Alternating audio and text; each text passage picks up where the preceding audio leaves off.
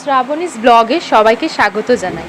আমার শিবাঙ্গী শাড়ি হাউসের এই ট্যাগগুলো নিয়ে এলাম, এগুলো কেটে শাড়িতে লাগাতে হবে, জন্য এখন অনেক কাজ বাকি আছে। আর এই যে এই রোলটা আছে, এই রোলটার মধ্যে আছে একটা ওয়াল ডেকোরেশনের জন্য স্টিকার।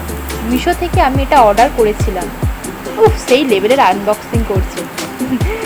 যাই হোক, এটা হলো একটা লিটল কৃষ্ণা, যেটা আমি মানে দেয়ালটাকে ডেকোরেট করার জন্য করেছি। আমি দেখলাম এটা খুব সুন্দর লাগছিলো, সেই জন্য আমি এটা অর্ডার করলাম।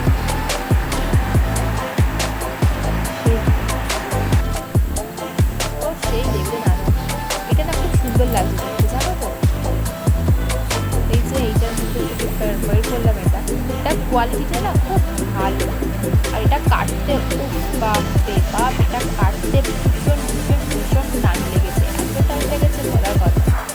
তাও তো আমি অন্ধের মতো এমন কাটা কেটেছি যে এত সুন্দর জিনিসটা না মানে শোটাই নষ্ট করে ফেলেছি। আমি ফার্স্ট না দেখতে পাইনি যে ওটার মধ্যে মার্কগুলো। আর এই দেওয়ালটা, এই যে এই দেওয়ালটা আমি ডেকোরেশন করবো বলে ওইটা অর্ডার করেছিলাম। স্টিকারটা, এই স্টিকারটা কিন্তু খুব ভালো রিভিউ আছে। আমিও দেখলাম যে না, স্টিকারটা খুবই ভালো কোয়ালিটি এসছে। দেখতে এটা অনেকদিন হয়েছিল, কিন্তু অনেকদিন পরেই এলো।